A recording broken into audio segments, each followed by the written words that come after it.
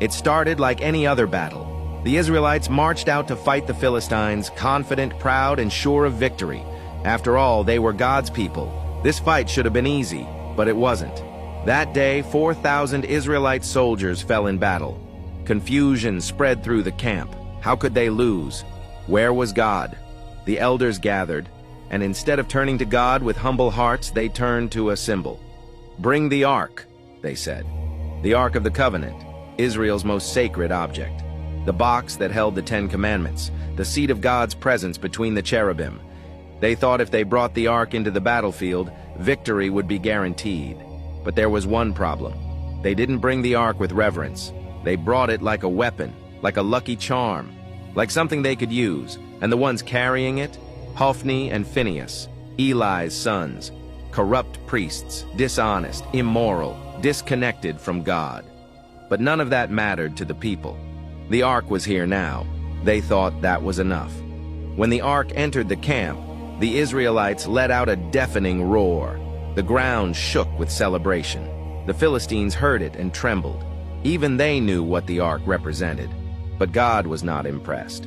The next day, the battle resumed, and what followed was not a victory. It was a massacre. 30,000 Israelite soldiers died. Hophni and Phinehas were killed. And the Ark of the Covenant, the symbol of God's glory, was captured by the Philistines. It was unthinkable. When a messenger ran back to Shiloh with the news, the city gasped. Eli, the high priest, old, blind, and waiting, sat by the gate. He didn't react when he heard about the deaths of his sons. But when he heard the ark had been taken, he fell backward, snapped his neck, and died. It was a dark day in Israel, but it wasn't over. Phinehas's wife, pregnant and near labor, heard the news. Her husband was dead, her father-in-law was gone, and the Ark of God was captured. The shock sent her into early labor, and as she lay dying, she gave her newborn son a name, Ichabod. It means, "the glory has departed," because that's exactly what had happened. Israel had lost more than a battle.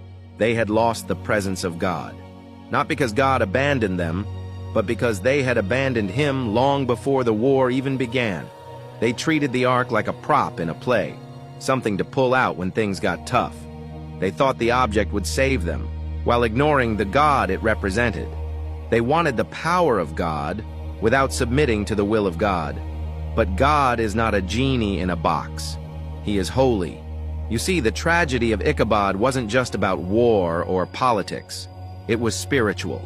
It revealed the heart of a people who had drifted far from their God,